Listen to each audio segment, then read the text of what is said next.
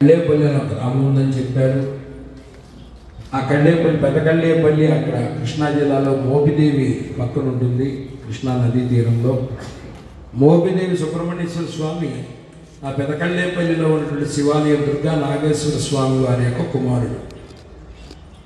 మొన్న ఎమ్మెల్యేగా గెలిచినటువంటి బుద్ధప్రసాద్ గారు గతంలో ఉప సభాపతిగా ఉన్న డిప్యూటీ స్పీకర్గా ఉన్నప్పుడు నన్ను శ్రీకాకుళం ఆంధ్ర మహావిష్ణు టెంపుల్కి పిలిచి విజయనగర ఉత్సవాలు జరిగేటప్పుడు నన్ను సత్కరించి యార్లగడ్డ లక్ష్మీప్రసాద్ గారు ఆయన, సార్ ఈ పెదకళ్ళేపల్లిలో 27 అడుగుల సూర్య విగ్రహం పెట్టిస్తారా అని అడిగారు.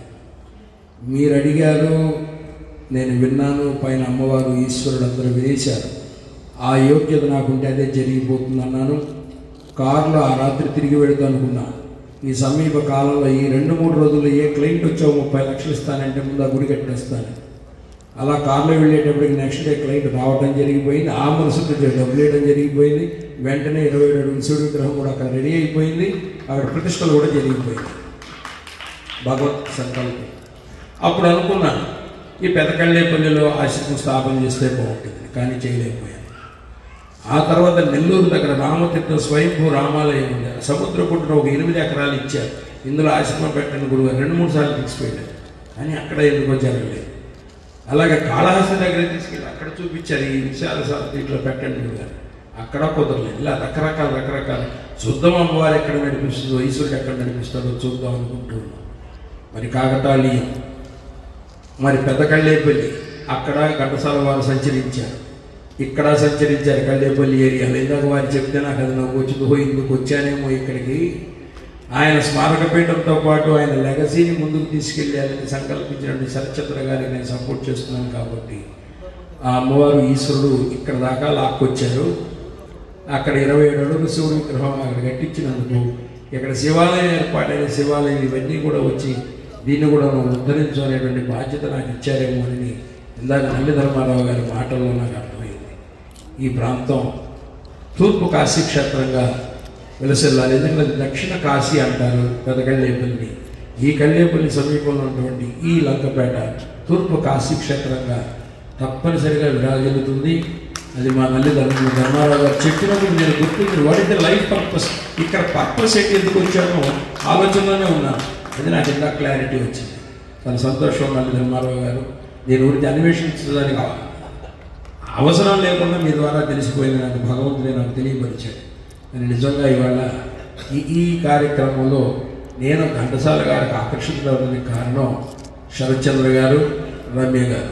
వీళ్ళిద్దరూ గానం చూసి మా అమ్మగారికి ఒక కోరిక ఉండేది. 90 సంవత్సరాల వయసులో ఆవిడ కాలం చేశారు. ఆవిడ రోజు చనిపోయే వరకు కూడా తెల్లవారుతో 3-4 మధ్య నుంచి వీణ వాయించుకుంటూ ఉండేవాడు. నన్ను సంగీతం నేర్చుకోమంటూ చెప్తుండేవాడు. 4 రోజులు నన్ను నేర్చుకోవటం మళ్ళీ వదిలేయటం.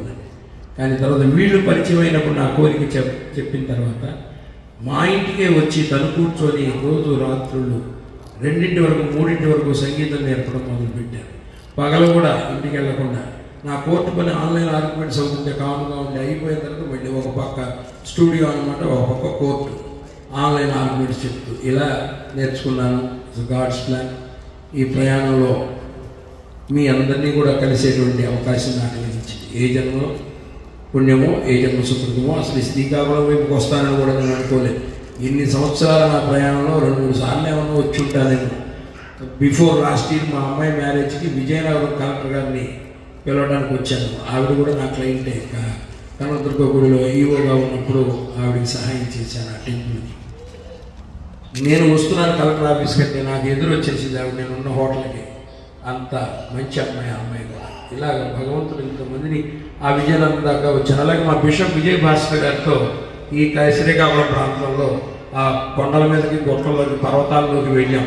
ఆయన అక్కడ సేవ చేసేవాడు క్రిస్టియన్స్కి. వాళ్ళ మధ్యలో ఆ అర్ధరాత్రులు అక్కడ నడుచుకుంటూ ఒకరోజు కారులో ఒక స్టేజ్లో వెళ్తుంటే నక్సలైట్లు ఆపేశారు.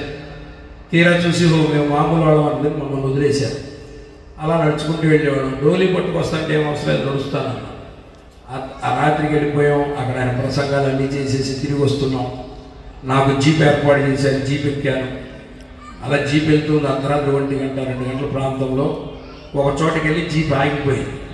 తమాషా ఏంటంటే నేను ఒక్కడనే ఉన్నాను జీప్లో, డ్రైవర్ ఆటో, నేను ఈ పక్కన కూర్చోన్నాను. ఎడమవైపు 2 టైర్లు ఆ పైన ఇలా ఉన్నాయి. కుడివైపు ఉన్న 2 టైర్లు గాల్లో లోయ వైపు ఉన్నాయి. కానీ 2 టైర్లతో నిలబడతాం అనేది భగవంతుడి కృప. అంటే నాకు నూకలు ఉన్నాయి కాబట్టి భగవంతుడే చేయి పెట్టి ఆపేసి ఉంటాడు ఆ 2 టైర్లు. వెనక నుంచి విజయభాస్కర్ అందరూ గబగబా పొలవమని పరిగెత్తుకుంటూ వచ్చారు. ఏం కంగారు పడద్దు, ఏం కాదన్న.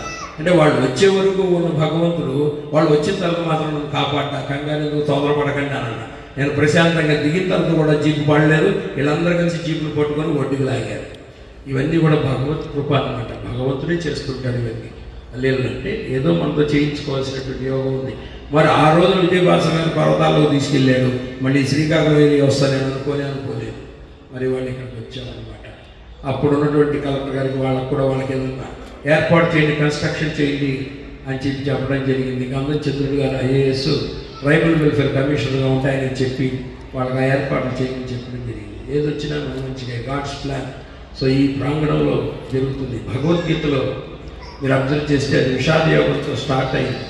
భగవద్గీత ఏంటంటే it is nothing but a transformation కోసం మనిషి మారటం గురించి. అంటే ఏమీ చేయలేని నిస్సత్వం నుంచి ఏదో ఒకటి సాధించే స్థాయికి ఆ భగవద్గీతను పట్టుకుంటే వెళ్తాడనమాట. తం తథా కృపయావిష్టం అశ్రుపూర్ణ కులీక్షణం విషీదంత మిదం వాక్యం ఉవాచ మధుసూదన అని అన్నాడు. అర్జునుడు ఏడుస్తూ కూర్చున్నాడు. నీళ్లు గారిపోతున్నాయి, నేను వీళ్ళని చప్పటి ఏంటంటున్నాడు. వెంటనే నెక్స్ట్ కృష్ణుడు తిట్టాడు. క్లైబ్యం మాస్మక పార్థాన్ని అని తిట్టాడు. అతను కార్యోన్ముఖుడిని చేశాడు. మనం కూడా చూడండి, నిత్య జీవితంలో మన స్నేహితులు కానీ బంధువులు కానీ అనేక మంది మన పరిసరాల్లో ఉన్నప్పుడు బాధపడుతూ ఏదో దుఃఖంతో కురిగిపోతే అయ్యో పాపం అని అంటాం. జాలి చూపిస్తాం.